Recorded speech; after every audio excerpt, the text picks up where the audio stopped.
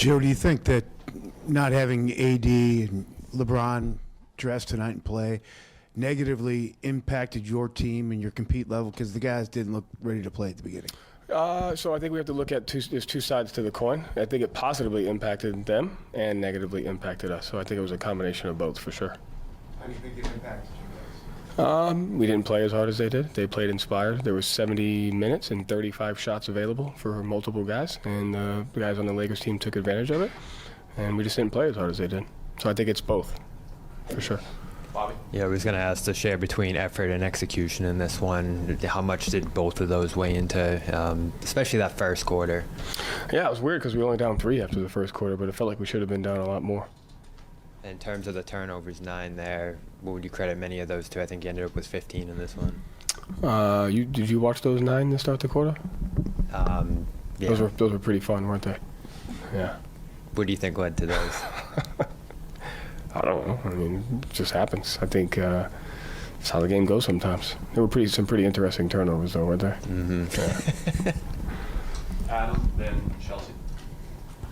Over here, Joe. When you came in, you said, "Welcome to the NBA." What? Yeah. Is it just kind of you're? Oh, it's like, great. hey, this is It's good. what's good about it. I just think you look at it just happens. Stretches of bad basketball happens, and you work your butt off every day to minimize those, but stretches of bad basketball happen. And we can't sit here and act like that we're too entitled for it to happen to us. It happens, and it's a matter of how we respond to it and can we work through it. And they're just constant daily choices, daily habits that you have to commit to every single day. And to think that we're not going to go through difficult times during an 82-game NBA season is not the right way to look at it. So am I pissed about losing? Yes. But am I ecstatic about the opportunity for us to grow as a team? I'm even happier about that. You know? I was just going to ask, is it disappointing to fall at home to a team that was out without their 2 superstars?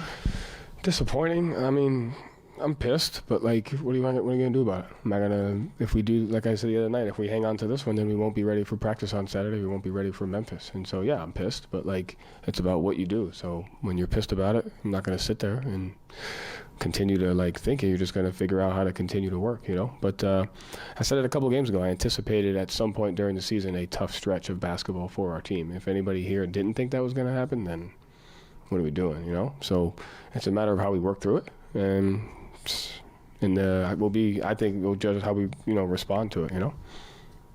Gary, then John.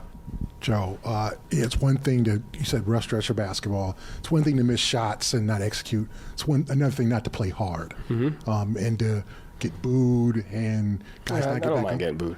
It's good for you. Guys not get back on defense, transition baskets after you guys make a basket. Like that has to be a concern, that the lack of effort as opposed to like missing shots or just not executing. I'm not concerned by it. I'm not happy about it, but I'm not concerned by it. I think it's unacceptable. Doesn't mean that like I'm concerned. We'll work through it. You know, I think part of bad stretch of basketball is physical just as much as mental. And I think those two things go hand in hand, you know? So I think it's unacceptable for those things to happen.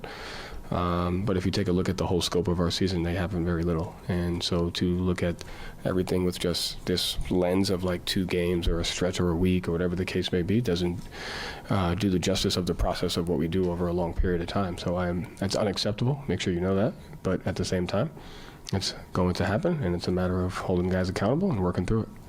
But it's something you probably, you had a meeting with them before the game. You probably told them, hey, guys, let's not let down since they're missing LeBron and AD, and it still happened. How frustrating is that? You know how many things I tell them that still happen? That's like coaching. All the time. So the goal is... You have kids? No kids. Oh, man, then that's why you're asking that question.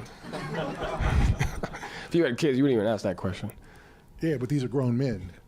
Yeah, but you're adult. I mean, you married? Yes. Oh, come on. You listen to everything your wife tells you?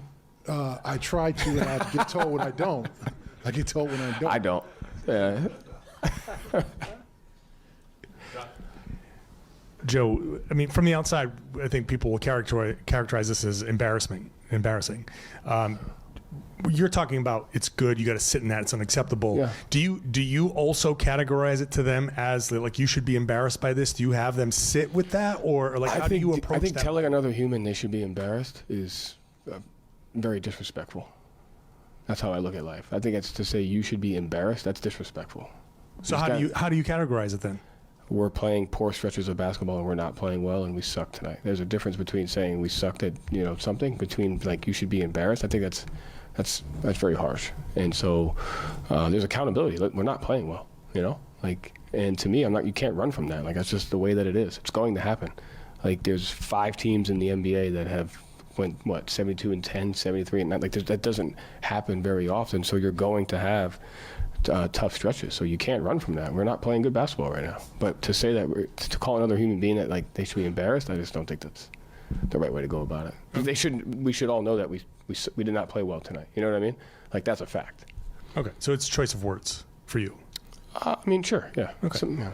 So is the accountability that when you took Jalen and Kristaps and I think Drew out 3 minutes into the third quarter, was that part of the accountability? I believe so, yes. And then I've done that to our whole team at different points throughout the season.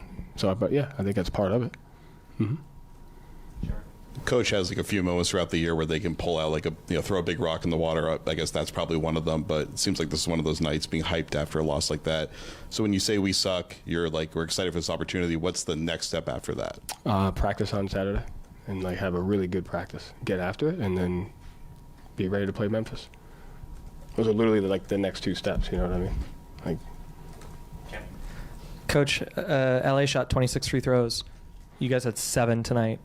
Are you okay with that outcome? And during the game, are you aware of that disparity? I'm aware of that disparity during the game. Were you hoping to cut into that? Yeah. Yeah.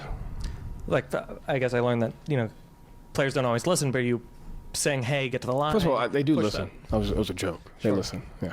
So then how do you explain Husbands don't listen all the time. How do you explain the difference between how LA gets to the line and Boston gets to the line tonight? They put pressure on the rim. We tried to put pressure on the rim. I thought, we're the either first or second free throw rate defensive team in the league. And so I think it's just a combination of us continuing to be physical, driving to the rim, and then showing our hands on defense and not slapping down at times, So what about you guys getting to the line? Because that's what I said, that 7 number is... drive with more physicality. You can't control if a guy fouls you or not. Like, can you? Not all the time. There are players in the league who... Well, there are, yeah. Make a point to do so. Mm-hmm. Any other questions? Thanks, everybody. Oh. Jalen here, Chris Daps in the locker room. We were just getting started.